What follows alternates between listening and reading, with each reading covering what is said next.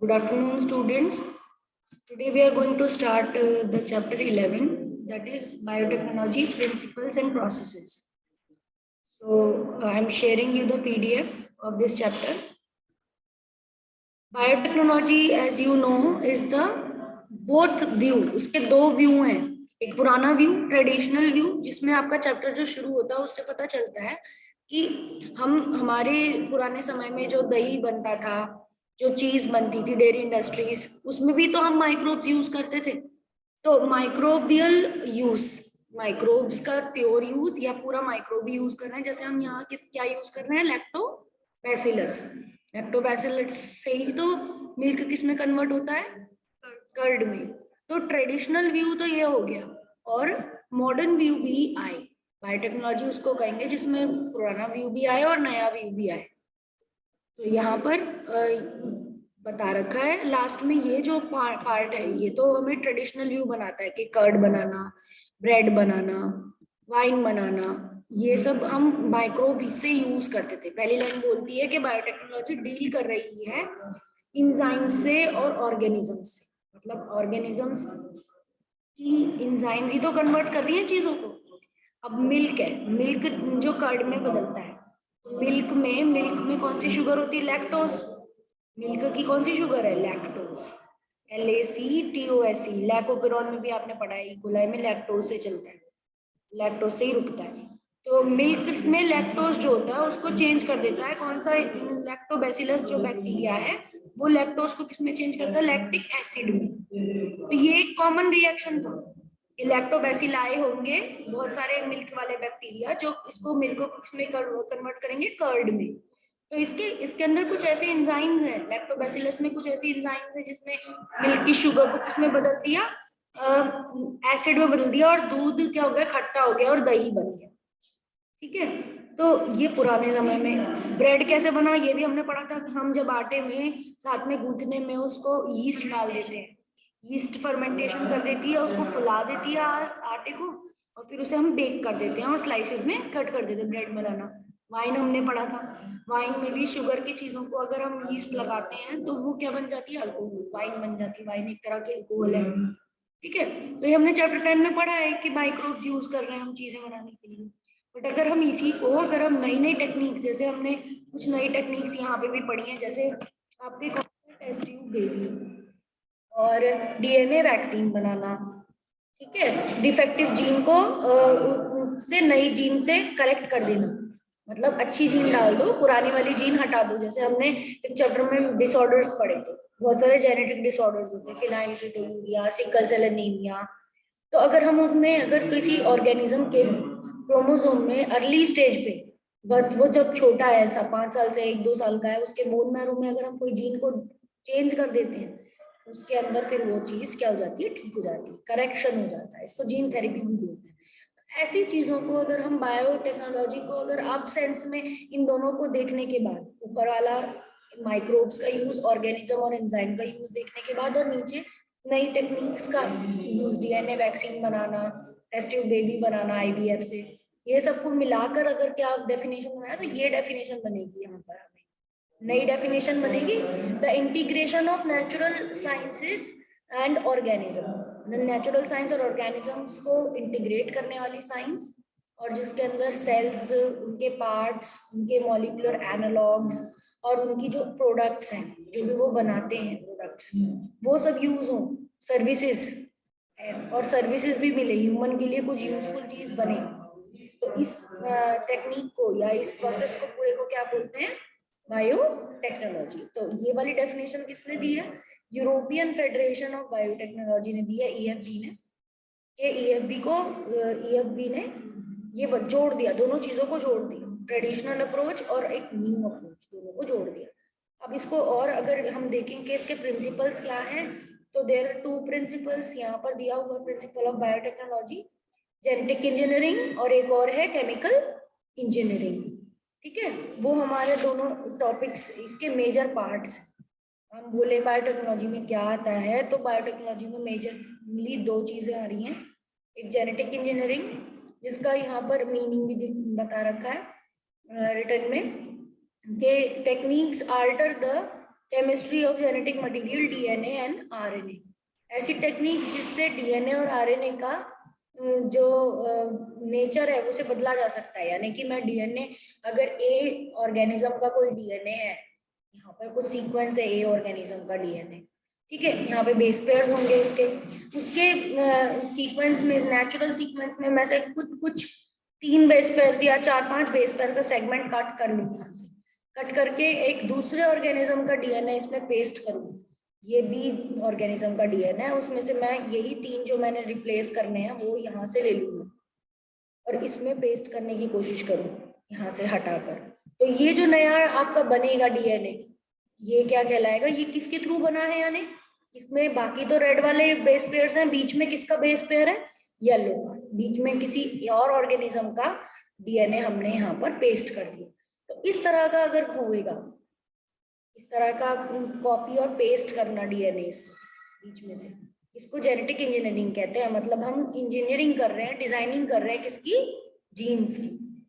Jeans को हम क्या कर रहे हैं, आल्टर कर रहे हैं, चेंज कर रहे हैं। Techniques to alter the chemistry of the genetic material DNA और सिंपल जेनेटिक इंजीनियरिंग का मीनिंग कभी भी आए आपका यही होगा कि अगर हम नेचुरल किसी भी जीन्स को हम कॉपी पेस्ट कर रहे हैं, कुछ नया बना रहे हैं, नया मिक्स बना रहे हैं और उसको किसी होस्ट में डाल रहे हैं, किसी ऑर्गेनिज्म के होस्ट में डाल देते हैं उस न्यू को, उसको हम, उसका फिनोटाइप भी बदल जाता है, जिसकी वजह से उसका जो पहले वो ऑर्गेनिज्म रिएक्शन बना रहा था, जो पहले प्रोडक्ट्स बना रहा था, वो भी क्या हो जाएगा, अब चेंज हो जाएगा। फिनोटाइप में भी क्या आ जाएगा, चेंज, मतलब उसके कैरेक्टर्स में चेंज आएगा, क्योंकि जाहिर सी बात है सारे जीन्स क्या है, किसी कैरेक्टर को कोड करते हैं।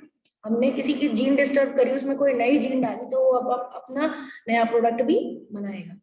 तो इसलिए हम नए नए प्रोडक्ट्स पा सकते हैं। जैसे अभी बात कर रहे थे हम डीएनए की वैक्सीन बनाने की या फिर इंसुलिन बनाने की, वो कैसे बना होगा, वो ह्यूमन जीन को बैक्टीरियाज में डालकर बना होगा। अब अगर हम ऐसा ऑर्गेनिज्म बनाएंगे तो हमें उसका स्टीराइल कल्चर भी करना पड़ेगा, माइक्रोबियल को ग्रोथ भी करना पड़ेगा बिना किसी कंटेमिनेशन के।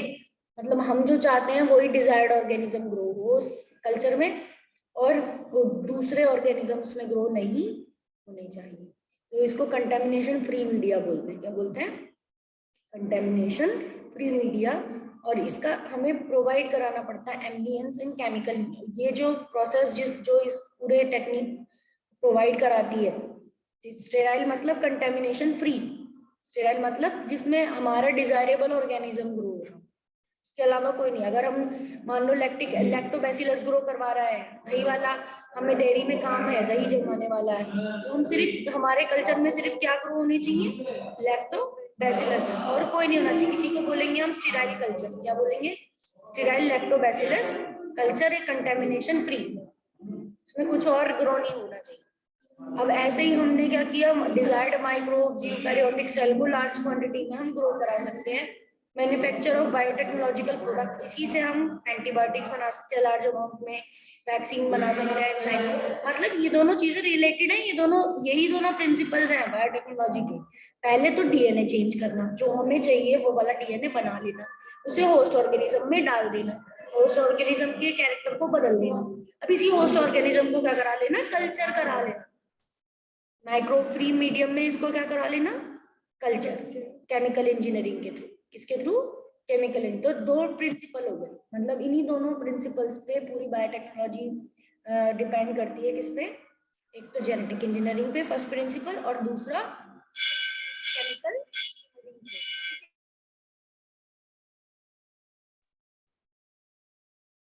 अब हम यहाँ पर देखते हैं नेक्स्ट पैराग्राफ कि इसके बाद क्या है। हमने अभी इसमें दोनों प्रोसेसेस के स्टेप्स पढ़ लिए। Let us now understand the conceptual development of principles of genetic engineering. You probably appreciate the advantage of sexual reproduction over the asexual reproduction. आपको पता है कि sexual reproduction क्या होता है, ज्यादा अच्छा होता है asexual reproduction से। क्यों होता है? Because the former provides opportunities for variation and formulation of unique combination of genetic setup. क्योंकि जो नया asexual reproduction जो है वो ज्यादा वेरिएशन करता है।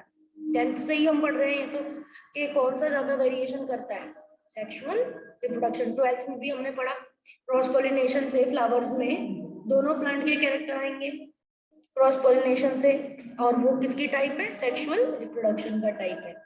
ठीक है, तो इस वजह से इसमें क्योंकि यूनिक कॉम्बिनेशन हो जाएगा जेनेटिक सेटअप का, ये इसलिए बेनिफिशियल है ऑर्गेनिज्म का, क्योंकि वो पॉपुलेशन में अडेप्टेशन करेगा, नए तरह के ऑर्गेनिज्म क्या करेंगे, अडेप्टेशंस कर पाएंगे।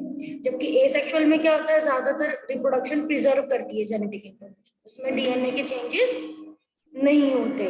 जबकि सेक्सुअल रिप्रोडक्शन क्या करती है, वेरिएशंस करती है, सेक्सुअल रिप्रोडक्शन वेरिएशन करती है। Traditional hybridization processes procedures animal breeding very often leads to inclusion and multiplication of undesirable genes। ठीक है, मल्टीप्लिकेशन करने के लिए इसमें हमारी जीन्स, अब ये डिजायरेबल वर्ड बहुत इंपॉर्टेंट है, कई बार आएगा इस चैप्टर, मतलब हम जो डीएनए वाला ऑर्गेनिज्म बनाना चाहते हैं उसकी जीन, डिजायरेबल मतलब the product which we want to produce, क्योंकि हमारा ये एम है, हम ऐसे ही कोई एक्सपेरिमेंट नहीं कर रहे कि नए नए ऑर्गेनिज्म बना रहे, नहीं, हमें जो पर्टिकुलर एंजाइम चाहिए, हमें जो पर्टिकुलर प्रोडक्ट चाहिए, उनका डिजायरेबल जीन, उसका डिजायरेबल जीन डालना। The techniques of the genetic engineering, which include creation of the recombinant DNA, use the gene cloning and the gene transfer, overcome this limitation and allows us to isolate the introduce into only in the new set of the desirable gene without introducing undesirable gene in the target।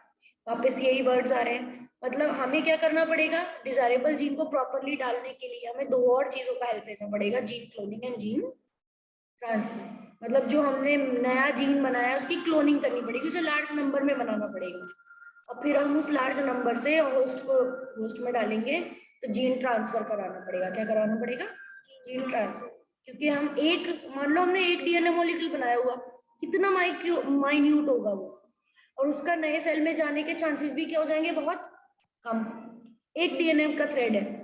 जबकि अगर हम उसी की बहुत सारी copies के solution में नया सेल डालें, उसे हीट करें या गर्म करें या ठंडा करें, तो ज्यादा अच्छे से डिफ्यूज होने के चांस है, इसलिए जीन क्लोन करनी पड़ेगी और जीन ट्रांसफर भी करना पड़ेगा।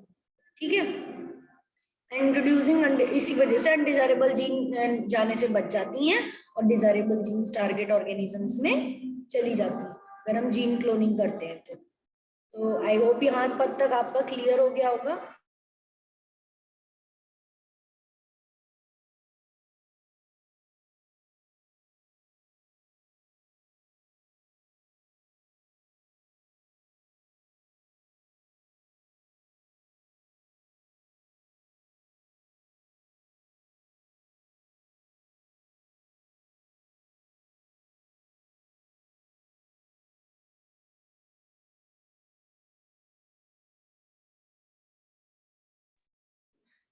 तो ट्रेडिशनल हाइब्रिडाइजेशन प्रोसीजर्स से भी हमारे जीन मिक्स होते थे, यानी सेक्सुअल रिप्रोडक्शन से भी जीन मिक्स होते थे। ए पेरेंट और बी पेरेंट के अगर क्रॉस कर दिया हमने, तो ए और बी की जीन क्या हो जाती थी, इसके प्रोडक्ट में आ जाती थी, ए बी में आ जाती थी। अब इसमें ए और बी दोनों की जीन, एक नया ऑर्गेनिज्म बनता था ए बी, ए और बी के अलग अलग जीन्स जुड़ने से।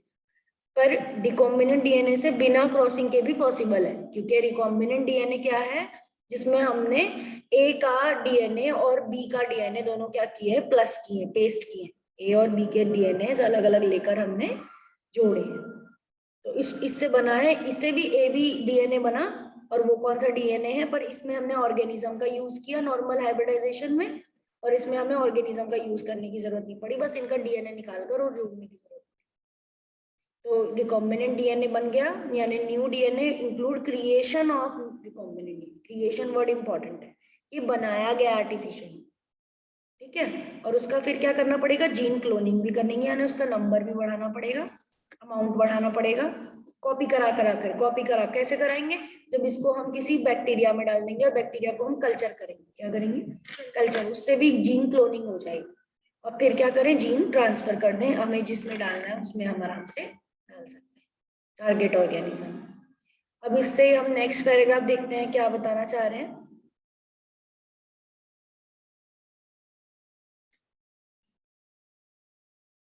Do you know the likely fate of piece of DNA which is somehow transferred due to alien organism? मान लो हमने डीएनए बना भी लिया, ठीक है, रिकॉम्बिनेंट डीएनए बना लिया, अब इस पीस ऑफ डीएनए को हमने क्या करा, किसी भी एलियन ऑर्गेनिज्म में डाल दिया। एलियन यहाँ पे क्या बात हो रही है, टारगेट की बात हो रही है, किसी हम चाहते हैं कि जैसे मान लो हम चाहते हैं ह्यूमन इंसुलिन बनाना बैक्टीरिया में, तो ह्यूमन इंसुलिन तो डीएनए हो जाएगा, क्योंकि हम ह्यूमन का डीएनए यूज करेंगे, हम ह्यूमन इंसुलिन का डीएनए यूज करेंगे।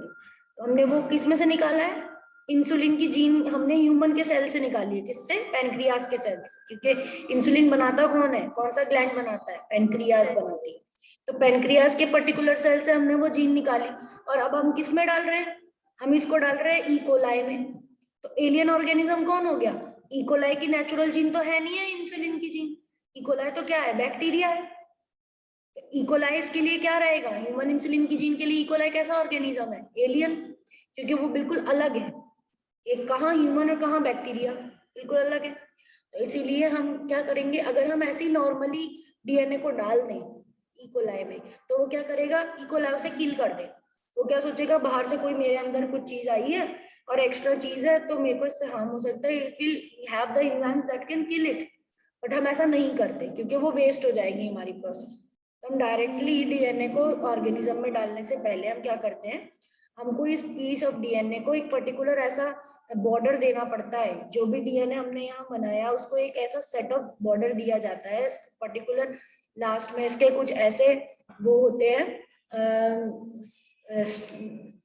न्यूक्लियोटाइड्स होते हैं, इसके लास्ट में कुछ ऐसे न्यूक्लियोटाइड्स होते हैं अनपेयर्ड, क्या होते हैं, अनपेयर्ड। और यहाँ पे भी और इस तरफ भी, दोनों तरफ, और वो भी जिगजैग ओरिएंटेशन में, एक में ऊपर वाले स्ट्रैंड में, एक में नीचे वाले स्ट्रैंड में। तो ये खुला रहता है, ओपन रहता है, और जिगजैग ओपन रहता है, ये बीच में से डबल रहता है, पर साइड से क्या रहता है, सिंगल स्ट्रैंडेड। और ऐसे एंड्स को बोलते हैं स्टिकी एंड्स। अब यहाँ पर सिंगल स्ट्रैंड है, अगर मान लो ये बैक्टीरिया में जाता भी है, तो ये क्या करेगा, उस बैक्टीरिया से जाकर कॉम्बिनेशन कॉम्प्लीमेंट्री सीक्वेंस में जाकर ये लग जाए, क्योंकि बैक्टीरिया का डीएनए कैसा होता है, सर्कुलर होता है। तो ये भी बैक्टीरिया में जाकर सर्कुलर पार्ट्स में जाकर जुड़ जाए। तो हम ऐसे करके इसको एक, पर हम इसके लिए इसको इसके ओरिजिन ऑफ रेप्लिकेशन से जोड़ेंगे, ऐसे सीक्वेंस देंगे तो जाकर इसको कहाँ पर पेस्ट करें, ओरिजिन ऑफ रेप्लिकेशन में पेस्ट करें। अब ये ओरिजिन ऑफ रेप्लिकेशन क्या आपको याद होगा कि बैक्टीरिया जब अपना डीएनए को मतलब डबल करना शुरू करता है तो ऐसे रेप्लिकेशन फॉर्क बनाता है, भी आपने पढ़ा है 6th चैप्टर में। रेप्लिकेशन फॉर्क में वाई जैसा स्ट्रक्चर ओपन होता है और उसमें नया डीएनए बनाना होता है, मतलब जो भी ओपन स्ट्रैंड है उनसे पढ़कर यहाँ पे भी एक नया डीएनए का स्ट्रैंड बन रहा होता है, यहाँ पर टुकड़े में, एक तरफ कंटिन्यूअस एक तरफ डिसकंटिन्यूअस। और कौन सी एंजाइम बनाती है, डीएनए पॉलीमरेज। इधर एक डीएनए पॉलीमरेज होती है एंजाइम, और इधर भी एक डीएनए पॉलीमरेज एंजाइम है, वो बनाती जाती है डीएनए। तो हमें ऐसे रीजन से और ही रीजन से जोड़ना पड़ता है उसको, किसको, हमारे रिकॉम्बिनेंट डीएनए को। रिकॉम्बिनेंट डीएनए को हम कौन से पार्ट पे जोड़ते हैं, जिसकी रेप्लिकेशन हो सके, क्या हो सके, रेप्लिकेशन, मतलब वो वेस्ट ना हो। हमारा जो फॉरेन डीएनए है वो अगर ओरी पे जाके लग गया तो उसका श्योरली उसका क्या होगा, रेप्लिकेशन होगा ही होगा। तो हमें ऐसे डालना पड़ता है। Most likely this DNA piece would not be able to multiply itself progeny cells. अगर हम ऐसी खाली डाल देंगे बिना उसके एंड्स क्रिएट करे, खुले हुए एंड्स क्रिएट करे, तो वो जुड़ेगा नहीं। बट हमें क्या करना पड़ेगा, जब उसको इंटीग्रेटेड करना पड़ेगा, उसको उसके बैक्टीरिया के जीनोम से क्या करना पड़ेगा, इंटीग्रेट मतलब पेस्ट। हमें किसी ना किसी तरह उसको बैक्टीरिया के अपने वाले डीएनए को, पीस ऑफ डीएनए को ह्यूमन इंसुलिन के, हमें किसके इंटीग्रेट करना पड़ेगा, होस्ट के डीएनए के साथ इंटीग्रेट। तभी वो क्या करेगा, उसके प्रोजेनीज में भी जाएगा। बैक्टीरिया में जब हर बार बैक्टीरिया डिवाइड होगा तब उसके अंदर वो वाला ह्यूमन इंसुलिन का जाता जाएगा, क्योंकि वो कौन से रीजन से जुड़ा है, ओरिजिन ऑफ, उसकी हर बार रेप्लिकेशन होगी उसकी, यानी उसका जीन का नंबर बढ़ जाएगा नेचुरली बैक्टीरिया में जाने के बाद। तो ये साथ में क्लोनिंग भी हो रही है, जीन की क्या हो रही है, क्लोनिंग भी होती जा रही है रिकॉम्बिनेंट डीएनए की हमारी। And this is because alien piece of DNA become a part of chromosome. अब वो बैक्टीरिया के क्रोमोसोम का पार्ट हो गया, which has ability to replicate. In a chromosome there is a specific DNA sequence called as the origin of replication. Chromosome में एक particular reason है जिसे बोला जाता है origin of replication, which is responsible for initiating replication. जो क्या कर रहा होता है, रेप्लिकेशन को इनिशिएट करता है। Therefore multiplication of any alien piece of DNA needs to be a part of chromosome. हम जो चाहते हैं हमारा कोई भी डीएनए रेप्लिकेट हो तो वो किसके पास होना पड़ेगा, ओरिजिन ऑफ रेप्लिकेशन के पास। तो हम एलियन डीएनए को लिंक करते हैं with an origin of replication, हमें लिंक करना पड़ता है उसको, ठीक है। So that this alien piece of DNA can replicate multiply itself in the host organism and this process is called cloning. इसको और भी क्या बोला जाता है, क्लोनिंग बोला जाता है। Clones banana, multiply copies banana, making multiple identity copies of any template DNA, किसी भी डीएनए की बहुत सारी कॉपी बनाना, वो ऑटोमेटिकली बनाएगा। अगर वो ओरी के पास लग गया, ओरिजिन ऑफ रेप्लिकेशन के पास लग गया, तो वो ऑटोमेटिकली क्या होगा, जब भी बैक्टीरिया अपना नंबर बढ़ाएगा, डबल करेगा, तभी वो अपने उस पार्ट को, उस फॉरेन डीएनए को भी, पीस ऑफ डीएनए को भी क्या करेगा, जो दोनों लिंक हो गए, क्योंकि both the things are linked. Replication of multiplication of bacteria is linked with the multiplication of alien DNA, foreign DNA या desirable gene भी बोल सकते हैं, इसे desirable of gene भी बोल सकते हैं। अब हम इतना इंट्रोडक्शन हमने पढ़ लिया है इसका कि हमारी बायोटेक्नोलॉजी क्या है, पुराने सिस्टम्स यानी पुराने तरह से जो हम ब्रेड बना रहे हैं, वाइन बना रहे हैं और दही बनाते हैं, वो वाला प्रोसेस, और नए टेक्निक्स यानी कि डीएनए वैक्सीन्स बनाना, एंटीबायोटिक्स बनाना, ये ह्यूमन इंसुलिन बनाना, बीमारियों का इलाज करना, कोई खराब जीन है तो उसको नई जीन से रिप्लेस करना, इन दोनों को बोला जाता है, मतलब इन सारे प्रोसेस को मिला के बायोटेक्नोलॉजी बोला जाता है। इसके दो हमने ब्रांचेस देख लिए, कौन से, genetic engineering and chemical engineering है, केमिकल इंजीनियरिंग है, और दूसरा ब्रांच क्या है, जेनेटिक इंजीनियरिंग। फिर हमने देखा कि इसके अंदर कुछ ऐसे स्टेप्स जरूरी हैं, जैसे रिकॉम्बिनेंट डीएनए का बनाना जरूरी है, पहले तो कट पेस्ट करके नया तरह का डीएनए बनाओ, फिर क्या करो, जीन क्लोनिंग करो, जीन ट्रांसफर करो, ठीक है, जीन क्लोनिंग कराओ मतलब उसका नंबर बढ़ाओ। जीन क्लोनिंग के लिए क्या जरूरी है, और उस और पर्टिकुलर डीएनए का, रिकॉम्बिनेंट डीएनए का ओरी के साथ लिंक होना जरूरी है, जो ओरी से लिंक होगा वही क्या होगा, क्लोन होगा। अब हम इसमें ये सब थ्योरी है, पर इसमें इस तरह का सबसे पहला ऑर्गेनिज्म जो बनाया गया, जो इस तरह से स्टेप से बनाया गया, वो क्या है, सैल्मोनेला टाइफोमिडियम नाम का बैक्टीरिया इसमें चेंज किया गया सबसे पहले, मतलब टाइफॉइड वाला जो बैक्टीरिया है उसको चेंज किया गया सबसे पहले, और इसको बनाने वाले क्या थे, स्टैनले कोहेन, हर्बर्ट बोयर। इन्होंने 1972